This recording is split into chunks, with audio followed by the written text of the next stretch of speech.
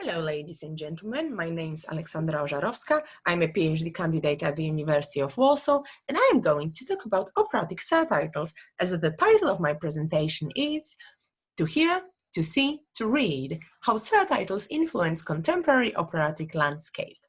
So in my presentation, I shall address the question of accessibility in opera houses, and I will focus on surtitles shaping modern operatic productions. It is very fortunate that modern opera houses are getting more and more accessible. Some of them offer audio description for the blind or hard of hearing, and audio description in opera houses can be either live or pre-recorded. Live versions are actually preferable as each performance is slightly different. It can be just slightly longer or slightly shorter. Nowadays, most opera houses also have surtitles, which come in a few different forms.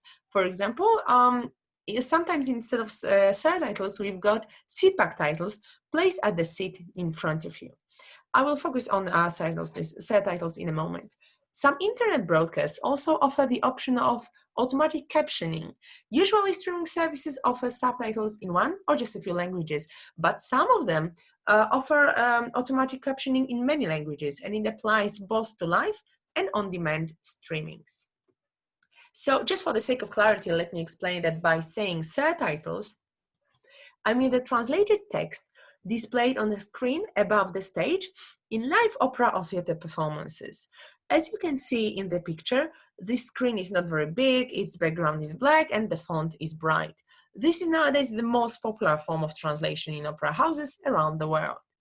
Surtitles are governed by various rules, but first of all, they should be easy to read. The viewers simply shouldn't spend too much time reading them.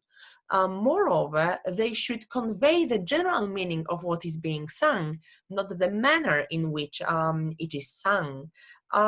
Basically, operatic libretti tend to be very flowery sometimes. Their syntax is highly complex as well, so such structures generally shouldn't be preserved in surtitles. Interesting thing about surtitles is that they can alter the significance of the performance, which means that they can shape the interpretation of a given scene. I will show an example of that later on. And surtitles also can be adjusted to modernized productions. Generally, in my research, I focus on surtitles prepared for modernized opera productions. In this slide, you can see two pictures of the same opera. It's La Traviata by Giuseppe Verdi, but each production is different. One is modernized and one is traditional. The singers always sing the original libretto, but what we see on stage may be considerably different. So if we update, for example, a 16th century opera to 21st century reality, well, it's possible then we will face some clashes between what is sung and what is shown on the stage.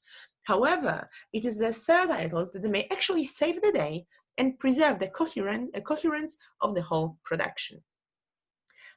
Such translations adjusted to the needs of modernized operatic productions can in fact be analyzed in the context of Skopos theory. Skopos theory is known for dethroning the status of the source text, and the original is perceived as just one constituent of the commission given to the translator. Moreover, as Vermeer claimed, no source text has just one preferred translation. And it is exactly what we see in some operatic surtitles. Sometimes the production team decides that the needs of particular productions are more important than the original words of the libretti. So just a short example. In this slide, you can see the pictures from the production of Lucia di Lammermoor by Gaetan Donizetti. That was staged by the Bayerische Staatsoper, and it was directed by Barbara Wysocka. So this opera is based on Bride of the Lammermoor by Walter Scott, and it takes place in the 16th century in Scotland. However, in this production, the story is set in the 1950s in the United States. Lucia appears as Jackie Kennedy, and her lover Edgardo is modeled on James Dean. And the libretto of this opera is full of references to Scotland, to forests, cemeteries, and Scottish monarchs. And, well, obviously, such references do not fit into this production. And here is an example. At one point, one of the characters mentions two Scottish monarchs, and okay, the libretto says in the original, Modi spente a Guglielmo a scendere vedremo in trono Maria, which can be translated as, listen, now that William is dead, Mary will be crowned queen. But in order not to confuse the viewers, it was translated in the form of surtitles as, a change of government takes place. So the scopus of this translation consists on informing the audience generally about this political change. If the translation was faithful, the audience may wonder who those monarchs are and what is their connection to the 1950s American politicians, because, well, that's what they see on the stage. And of course, the audience may know the original story and its background, but we also don't want them to spend too much time thinking about the subtitles, and such translation helps to achieve this aim. Another example comes from Don Giovanni by Mozart. It was staged by Royal Opera House. It was a production by Caspar Holten. Originally, this opera takes place in the 17th century. And in this production, it was slightly modernized, but most importantly, its interpretation was considerably changed. For example, at the very beginning, well, originally Don Giovanni is trying to assault Donna Anna, and the two are fighting and singing, obviously. But in this production, they are actually lovers, and they are emerging from Donna Anna's chamber, and they are getting dressed. So the singers, of course, sing the same lines, but their acting is different, and the subtitles also shape the meaning of this scene. So, for example, we've got at the beginning, Donna Anna is singing, non sperar se non m'uccidi, ch'io ti lasci fuggir mai. Have no hope, I will never let you go. First, you would have to kill me. That's what it means in English.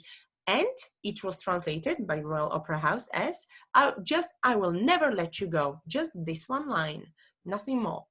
Then another fragment, Don Giovanni, taci e trema il mio furore, Donna Anna scellerato, Don Giovanni sconsigliata, which can be translated as, Don Giovanni, silence, fear my fury, Donna Anna, villain, Don Giovanni, fool. And what the subtitles actually show, you'd better keep quiet. You are bad, so are you. So here the meaning is actually preserved, but the choice of words lends those lines a very specific interpretation. These words become kind of playful, intimate, almost sexual, and this is how this scene in this production is supposed to be perceived, and the subtitles help to create this effect. So those are, of course, just two short examples, but there are many others.